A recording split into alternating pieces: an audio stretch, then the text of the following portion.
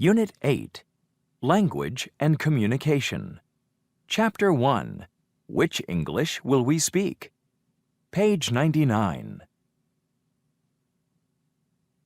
Which English will we speak?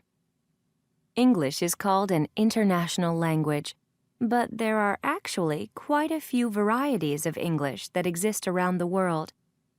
English originated in England, but soon English spread to other countries, and different varieties of English began to exist.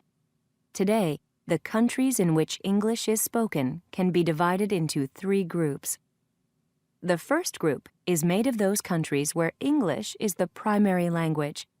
These are countries like England, Canada, the United States, Ireland, Australia, and New Zealand. There are more than 380 million native speakers of English in these countries alone. There is a second group of countries that have their own varieties of English. Their histories have been directly influenced by one of the early English-speaking societies. They use English in various important ways within their own government and everyday life. India, Malaysia, the Philippines, and Kenya are examples of this group.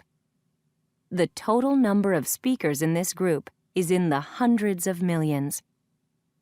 In a third group of countries, English is widely used as a foreign language.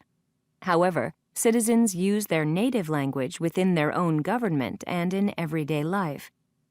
Some countries in this group are China, Russia, Japan, Korea, Brazil, Indonesia, and many Western European countries. Some people calculate the number of speakers in this group to be as many as 1 billion, and it is growing fast. This changing situation raises many questions. Will another language replace English as the international language? If not, will people continue to use the English of countries such as England or the United States as models? Will new varieties of English develop in countries such as China or Brazil? Or, in the future, will a new international variety of English develop that doesn't belong to any one country, but to an entire area, like Asia or Europe?